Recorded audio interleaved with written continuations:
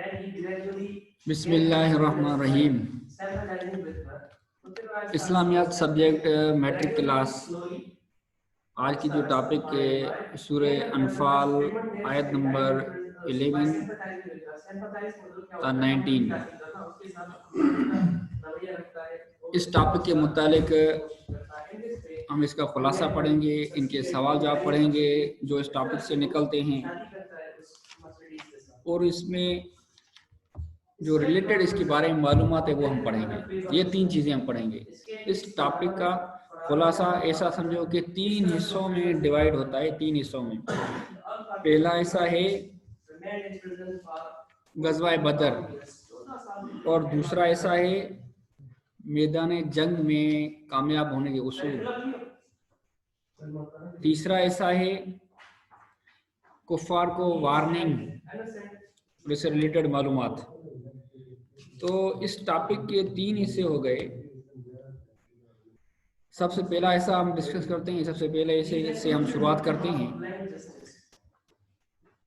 لیکن اس سے پہلے آپ کو پوری ٹاپک ریڈ کرنی ہے، پوری ٹاپک پڑھنی ہے. عربک بھی پڑھنی ہے، اس کا اردو بھی پڑھنا ہے، تاکہ آپ کے ذہن میں وہ باتیں کلک ہو جو آگے چل کر آپ پڑھیں گے. اس لیے ترجمہ ضروری پڑھنا ہے آپ کو. اور اس کے بعد آپ کو یہ جو میں لیکچر دے رہا ہوں، آپ اس کو اچھی طرح سے ذہن نشین کر لیں، وہ آپ کے ذہن میں راسخ ہو جائے، تاکہ کل کے بعد اگر کوئی سوال آئے تو وہ میرے لیکچر کو آپ اون ورڈ میں لکھ کر جواب دے سکیں. اس لیے لیکچر کو غور سے سننا ہے. سب سے پہلے غزوہ بدر کا مختصر تعارف.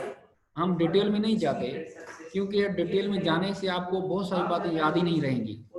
اس لیے ہم جو بنیادی چیزیں ہیں اور جو ضروری معلومات ہیں وہ ہم آپ کو بتائیں گے.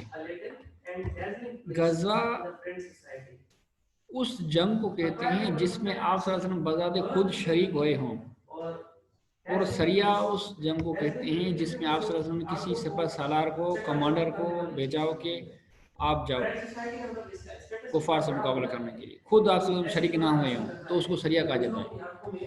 غزوہ کی تعداد جو مشہور ہے وہ 27 ہے، 27، اور جو سریات ہیں ان کی تعداد 52 بتائی جا رہی ہے. اور بھی روایتیں ہو سکتی ہیں، لیکن جو مشہور ہے وہ 52 ہے، 52. یہ غزوہ بدر ایک وادی کا نام ہے، لیکن پہلے یہ ایک کنویں کا نام تھا، پھر کنویں کی وجہ سے اس وادی کا نام پڑ گیا بدر. اور یہ وہ جگہ ہے جہاں غزوہ بدر لڑی گئی، اس لیے اس کو غزوہ بدر کہا جاتا ہے.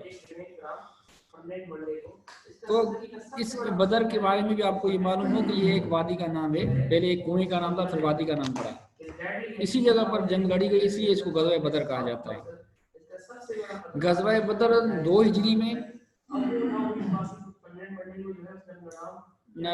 624 عیسوی میں بدر کے مقام پر لڑی گئی. مسلمانوں کے درمیان اور کفار مکہ کے درمیان لڑی گئی. اس غزوہ میں مسلمانوں کی تعداد 313 تھی اور کفار کی تعداد 1000 تھی. مسلمانوں کا جو لیڈر وہ تو انڈر اسٹوڈ حضرت محمد صلی اللہ علیہ وسلم ہی ہوئے تھے، اور کفار کا جو لیڈر تھا وہ ابو جہل اور ابو سفیان تھے. ابو جہل وہ لیڈنگ کر رہا تھا جو مکے سے لشکر آ رہا تھا، تقریباً وہ 900 یا 950 کے قریب تھا، اور ابو سفیان وہ اس قافلے کی لیڈنگ کر رہا تھا جو شام سے تجارتی قافلہ آ رہا تھا اس کی. دونوں یہ لشکر مل گئے بدر کی جگہ پر ایک دوسرے کی مدد کرنے کے لیے، اور دوسری طرف سے مسلمانوں کا لشکر تھا 313. آج اس جنگ کا سبب کیا ہے، کیوں لڑی گئی، وجہ کیا ہے؟ اس کا مین سبب جو یہ ہے وہ ابو سفیان کا جو قافلہ تھا، تجارتی قافلہ جو شام سے واپس آ رہا تھا، اس قافلے کا پیچھا کرنا، تعاقب کرنا مسلمانوں کی طرف سے. اور چونکہ مسلمان ہیں اس میں प्रॉपरली जंग करने का इरादा नहीं रखते थे, बस उस काफिले का ताक़ुब था। फिर अचानक सिचुएशन ऐसी बन गई, जंग की बन गई, लड़ाई की बन गई। फिर आप सल्लल्लाहु अलैहि वसल्लम ने सहाबा से मशवरा लिया कि अब क्या किया जाए। कुफार भी पहुंचे हैं, अबू सुफियान ने अपनी मदद के लिए मक्के से लोग मंगवाए हैं, हथियारों से लेस, क्योंकि मुसलमान के पास हथियार भी नहीं थे, इतने तादाद भी थोड़ी थी। तो फिर सहाबा से मशवरा लिया।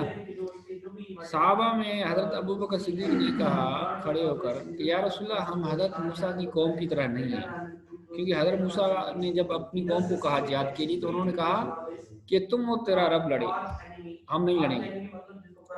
तो हम ऐसे नहीं कहेंगे, हम हर हाल में आपका साथ देंगे, चाहे जान देनी पड़े। तो सब सहाबा ने इस बात पर इत्तेफाक किया कि जैसे आप कहो हम जंग के लिए तैयार हैं, हम करेंगे, चाहे हमारे पास हथियार नहीं, क्योंकि इनको ईमानी जज्बा था और इनको अल्लाह पर भरोसा था, इसलिए इनके हौसले बुलंद थे। फिर ये छोटा सा लश्कर 313 पर मुश्तमिल मैदान जंग में आए।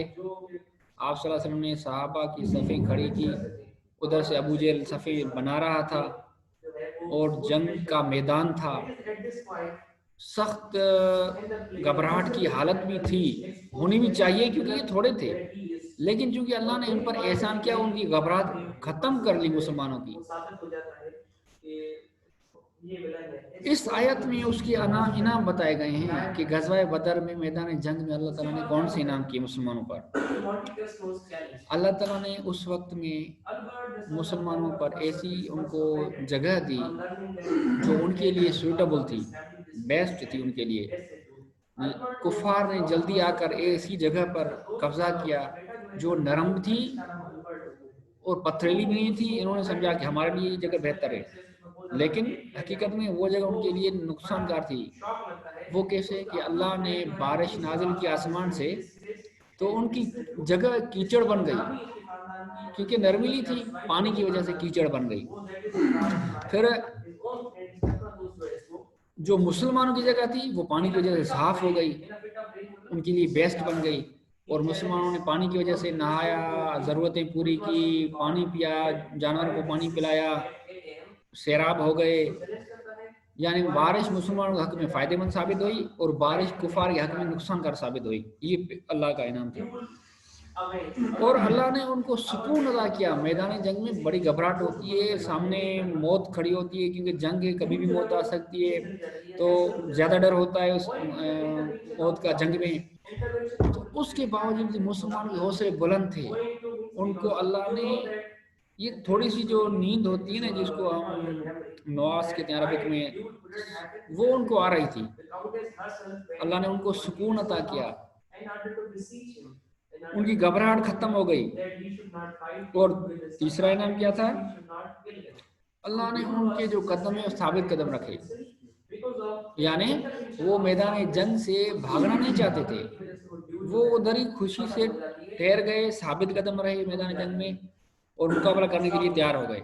अगर ये थोड़े थे, हथियार भी इनके पास थोड़े थे, शैतान के जो दिल में वसवसे होते हैं वो अल्लाह ने उनके निकाल दिए कि अब क्या होगा, मौत आएगी, काफर मारेंगे, इस तरह वो वसवसे अल्लाह ने उनके निकाल दिए। और अल्लाह ताला ने फरिश्तों को हुक्म किया कि इनके पोर पोर जोड़ जोड़ उखाड़ दो कुफार के। ये मुसलमानों की मदद के लिए अल्लाह ताला ने तदरीजन यानी वक्तन फवक्तन 5000 फरिश्ते नाज़िल किए, जो इंसानी शक्ल में आए और उनके हाथ में खजूर की लकड़ी थी। जिस काफर को मारते थे वो मर जाता था। उनके सफ़ेद कपड़े थे, पगड़ी पहनी हुई थी, इंसानी शक्ल में थे फरिश्ते। एक साहबी पूछता है जंग के बाद, या रसूलल्लाह, कुछ लोग हमारी तरफ से लड़ रहे थे, हम उनको पहचानते नहीं थे, वो जिसको भी मारते वो मर जाता था, ये कौन थे? तो आपने फरमाया ये फरिश्ते थे। ये पहला ऐसा था। इनको ये इतनी सजा क्यों मिली कुफार को, वो अल्लाह खुद बताता है। ज़ालिका बिअन्नहुम शाक़ुल्लाह व रसूलहू, क्योंकि इन्होंने अल्लाह के और रसूल की मुखालफत की थी। वमन युशाक़िक़िल्लाह व रसूलहू फ़इन्नल्लाह शदीदुल इक़ाब, जो भी अल्लाह और रसूल की मुखालफत करता है अल्लाह उनके लिए सख्त अज़ाब देता है। तो इन्होंने पहले मुखालफत की थी। अब उनके जो बड़े बड़े सनादी थे कुरैश, तकरीबन 24 यहाँ 26 उनके बड़े बड़े सरदार थे, वो मारे गए इस जंग में, तो इनके और हौसले पस्त हो गए। और अल्लाह ताला ने उनको ऐसा जलील और रुस्वा किया उनके लीडरों को कि उनको घसीट कर एक कुआं था जो जिसको बदर भी कहा जाता था, बदर का कुआं, उसमें फेंका गया। ऐसी उनकी हालत हुई। और कुछ उनके भाग गए, 70 उनके आदमी कत्ल हुए कुफार के, 70 आदमी कैद हुए। फिर उन कैदियों के बारे में आप सल्लल्लाहु अलैहि वसल्लम ने उनसे मशवरा लिया कि इनके बारे में क्या किया जाए सहाबा से, वो आगे डिटेल के साथ आएगा। तो सहाबा ने कहा, हज़रत अबू बकर ने कहा कि या रसूल अल्लाह इनसे फिदिया लेकर उनको आज़ाद किया जाए, वो फिदिया इस्लाम पर खर्च किया जाए। और हज़रत उमर ने कहा कि या रसूल अल्लाह जो जिसके रिश्तेदार हैं वो उनके हवाले करो, वो उनको कत्ल करें कुफार को। तो आप सल्लल्लाहु अलैहि वसल्लम ने हज़रत अबू बकर के फैसले पर अमल किया, लेकिन आगे चलकर अल्लाह ताला ने कहा कि आपको कत्ल करना चाहिए था। आखिरी टॉपिक में आएगा, वो उस वक्त हम पढ़ेंगे। फिर मुसलमानों की फतह हुई और उनके कैदी कैद किए गए 70, उनसे फिदिया लेकर उनको आज़ाद किया गया। फिर उनमें एक कैदियों में एक आप सल्लल्लाहु अलैहि वसल्लम की बेटी का शोहर भी था, अबुल आस। वो एक हार लेके आया, जो हार आप सल्लल्लाहु अलैहि वसल्लम ने बेटी को जहेज में दिया था। आप सल्लल्लाहु अलैहि वसल्लम वो हार देखा तो साहबा से मशवरा किया, ये तो मेरी बेटी का हार है। साहबा ने उनको कहा कि यार रसूल आप बड़े ही, जिस तरह आप फैसला करें। आप सल्लल्लाहु अलैहि वसल्लम वो हार उसको वापस दे दिया इस शर्त पर कि बेटी को इधर पहुंचाओ, बीबी ज़ैनब को, उस बेटी का नाम था आप सल्लल्लाहु अलैहि वसल्लम, जो उसकी बीवी थी। तो देखो इतना बड़ा लीडर होके फिर भी अपने मातहतों से मशवरा करता है, तो इससे क्या साबित हुआ कि इस्लाम में राय लेने की इजाज़त है। और वो ज़रूरी नहीं है कि हर राय पर अमल किया जाए, लेकिन हर एक से राय ली जाए, मशवरा लिया जाए। आजकल होता क्या है, डिक्टेटरशिप, बस जो बड़ा है कहता हूँ, मैं जो कहता हूँ वो सही है, आप सब गलत हो, ये गलत बात है। मशवरा हर एक से लिया जाए। फिर आगे क्या है कि दूसरा ऐसा है कि अल्लाह ताला फरमाता है मैदान जंग में सिर्फ 2 सूरतों में भागना जायज़ है, बाकी मैदान जंग से भागना ये गुनाह कबीरा है, ये बड़ा सख्त गुनाह है, जुर्म है। क्योंकि ये एक तो नबी को धोखा है, सहाबा को धोखा है, इस्लाम को भी धोखा है। सिर्फ 2 सूरतें उसमें आप भाग सकते हो। वो कौन सी सूरतें हैं?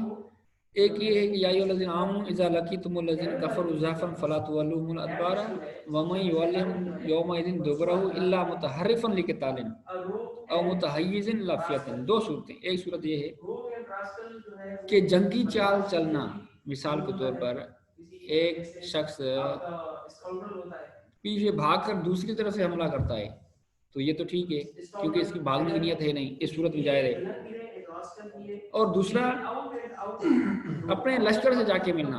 अब कोई मुसलमान लड़ते लड़ते किसी लश्कर के दरमियान में पहुंच गया है मुसलमानों का, अब इसका जो लश्कर है वो पीछे है, अब ये उन कुफार से लड़कर कहीं से भागकर जाके अपने लश्कर से जाके मिलता है, तो ये 2 सूरतें जायज़ हैं। बाकी मैदान जंग से भागना जायज़ नहीं। जब जंग छिड़ गई, शुरू हो गई, अब भागना जायज़ नहीं। बाकी जंग से पहले जो भी लीडर और मुसलमान या उनके मातहत आपस में मशवरा कर लें, जिस तरह हिकमत अमली बना लें, तो उसको फॉलो किया जाएगा। लेकिन जब अब जंग छिड़ गई, अब शुरू हो गया, अब भागना होना है। और आखिरी जो हिस्सा है, नहीं इससे पहले एक और बात है, हमारा मत इस रमत वाला किन रमा, ए पैगंबर जो कंकरियां तूने फेंकी, जो मट्टी फेंकी, वो असल में अल्लाह ने फेंकी, वो तूने नहीं फेंकी थी। इसका मतलब क्या है कि एक मरतबा आप सल्लल्लाहु अलैहि वसल्लम ने कुफार की तरफ मट्टी उठाकर उनकी आंखों की तरफ फेंकी, सारों को नज़र नहीं पड़ रही थी, तो अल्लाह ने कहा कि ये जो उनकी नज़र नहीं पड़ रही या उनकी आंखों तक मट्टी पहुंचाना, ये अल्लाह ने किया, नबी ने अपनी तरफ से नहीं किया, ये अल्लाह ने किया।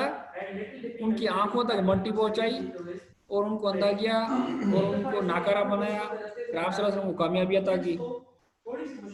ऐसा एक और भी वाक़या था हिजरत के मौके पर कि आप सल्लल्लाहु अलैहि वसल्लम के घर को अहाता किया गया, फिर आप सल्लल्लाहु अलैहि वसल्लम ने जब बाहर निकले तो उनकी आंखों पर मट्टी फेंकी, दरमियान से निकल गए, किसी ने उसको देखा नहीं। तो ये अल्लाह ताला ने करके दिखाया। اور اس ٹاپک کا جو آخری حصہ ہے وہ اللہ تعالیٰ ان کفار کو وارننگ دے رہا ہے، ان کو خطاب کر رہا ہے، وہ یہ کہ کفار کو اللہ تعالیٰ نے کہا اگر آپ فتح چاہتے ہو تو آپ کو فتح مل چکی. اب اس کا مطلب کیا ہے؟ کیسے فتح مل چکی؟ فتح تو مسلمان کی ہوئی تھی، لیکن اس کا مطلب یہ ہے کہ کفار کہہ رہے تھے کہ اے اللہ ہم حق پر ہیں، ہم حق پر ہیں، تو اس لیے حق والوں کو فتح دے. وہ دعا مانگ رہے تھے، وہ سوچ رہے تھے کہ ہم حق پر ہیں، پھر کہہ رہے تھے اللہ حق والوں کو فتح دے. اللہ نے تو حق والوں کو فتح دی. وہ کون تھے حق والے؟ نبی اور ان کے صحابہ. ان کی دعا قبول ہو گئی اور حق والوں کو فتح مل گئی. یعنی آپ کا مقصد پورا ہوا، آپ جس کو چاہتے تھے فتح، اس کو تو فتح مل گئی. یہ ہے اس کا مطلب. ایک بار پھر کہتا ہوں، ایک بار پھر یہ سوال دہراتا ہوں. سوال یہ ہے، اللہ کہتا ہے کفار کو اگر آپ فتح چاہتے ہو تو آپ کو فتح مل چکی. وہ کیسے مل چکی؟ اب آپ ڈیٹیل میں جائیں گے. جواب اس کا یہ ہے کہ کافر کہہ رہے تھے کہ ہم حق پر ہیں، پھر اللہ سے دعا کر رہے تھے کہ اے اللہ جو حق پر ہے اس کو فتح دے غزوہ بدر کے موقع پر. پھر اللہ نے حق والوں کو فتح دی. وہ حق والے کون تھے؟ صحابہ. نبی کریم صلی اللہ علیہ وسلم اور ان کے صحابہ حق والے تھے، ان کو فتح مل چکی. اب ان کی بات تو پوری ہو گئی کفار کی، کیونکہ کفار کہہ رہے تھے جو حق پر ہے ان کو فتح تھے. حق والوں کو تو فتح مل چکی، وہ حق والے نبی تھے اور ان کے صحابہ تھے. اور دوسرا ایسا ان کی وارننگ کا کہ اگر آپ باز آ جاؤ تو آپ کے لیے بہتر ہے. کفار کو اللہ کہتا ہے اپنی حرکتوں سے باز آ جاؤ، مسلمانوں سے لڑنا، اسلام کے خلاف سازشیں کرنا، حرکتوں سے باز آ تو بہتر ہے. ورنہ اگر نہیں آتے تو ہم بھی مسلمان کو حکم کریں گے، نبی کو آپ سے جہاد کریں گے. پھر آپ کی وہی حالت ہوگی جو بجائے آپ نے دیکھی جنگ بدر میں 26 بڑے سردار قتل ہوئے، ان کے سمیت 70 کافر قتل ہوئے. اور اللہ تعالیٰ نے یہ بھی کہا، کفار کو وارننگ دی کہ آپ کی جماعت چاہے کتنی بھی بڑی ہو آپ کو بچا نہیں سکتی. جب ابو جہل مکے سے غرور کر کے نکلا تھا کہ اب ہم مسلمان کو نہیں چھوڑیں گے، ہتھیاروں سے بھرا ہوا لشکر مکے سے نکلا اور وہ کہہ رہے تھے کہ فتح ہماری ہوگی کیونکہ ہمارے پاس ہتھیار بھی ہیں، ہمارے پاس تعداد بھی زیادہ ہے لوگوں کی. تو اللہ نے ہم کو کہا کہ جتنی بھی آپ کی تعداد ہو آپ کو بچا نہیں سکتی فتح مسلمان کی، کیونکہ اللہ تعالیٰ مومنوں کے ساتھ ہے. اور جس کے ساتھ اللہ ہوتا ہے، جس کے ساتھ اللہ کی مدد ہوتی ہے، کامیاب وہی ہوتا ہے. چاہے وہ ایک بندہ کیوں نہ ہو، چاہے وہ کتنے بڑے تعداد کا مقابلہ کیوں نہ کرے، فتح اس کی ہوگی جو جس کے ساتھ اللہ کی مدد ہو. آپ نے تاریخ میں دیکھا ہوگا، قرآن کی تاریخ میں آپ نے پڑھا ہوگا کہ حضرت موسیٰ ایک طرف اور دوسری طرف اس کے ساتھ صرف حضرت ہارون تھا، دوسری طرف بہت سارے لوگ کفار، لیکن فتح کس کی ہوئی؟ حق والوں کی.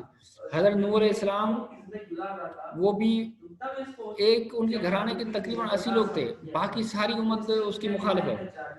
ہر نبی کے دور میں ایسا ہوا ہے کہ حق والے تھوڑے تھے، ان کے مخالف زیادہ تھے، پھر بھی فتح اللہ نے حق والوں کی ہے. قرآن کی آپ تاریخ میں پڑھیں گے، کثرت تعداد یہ فتح کی نشانی نہیں ہے کہ لوگ زیادہ ہیں تو بس یہ صحیح ہیں، زیادہ ہیں تو فتح ان کی ہوگی. نہیں، فتح ہوتی ہے جس کے ساتھ اللہ ہو، جو اللہ کو ماننے والا ہو. تو یہ خلاصہ تھا اس ٹاپک کا. ایک بار پھر بریفلی آپ کو بتاتا ہوں کہ اس ٹاپک کے پہلے حصے میں غزوہ بدر کا ذکر ہے کہ اللہ نے غزوہ بدر میں انعام کیے تھے، بارش، فرشتے نازل کرنا، ان کو ثابت قدم رکھنا. اور دوسرا حصہ ہے میدان جنگ میں کامیاب ہونے کے اصول، کہ آپ کو بھاگنا نہیں ہے، مقابلہ کرنا ہے، صرف 2 صورتوں میں بھاگ سکتے ہو.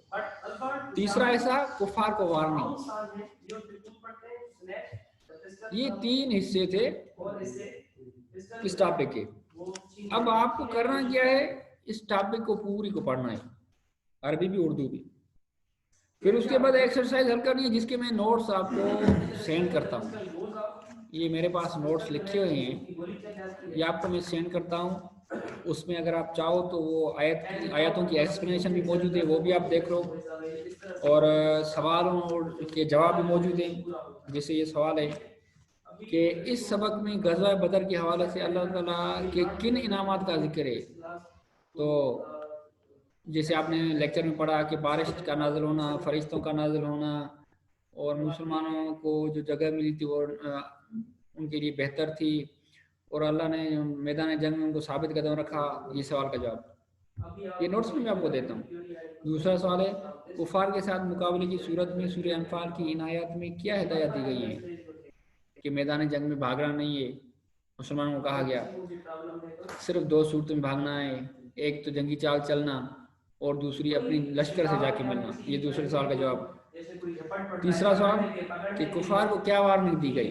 कुफार को वार्निंग ये दी गई कि अगर आप फतह चाहते हो तो आपको फतह मिल चुकी, अगर आप बाज आओगे तो आपके लिए बेहतर है, अपनी हरकतों से बाज आ जाओ, नहीं बाज आते तो फिर आपके लिए वही होगा जो गज़वे बदर में आपकी हालत हुई थी, यानी जिहाद करेंगे मुसलमान से।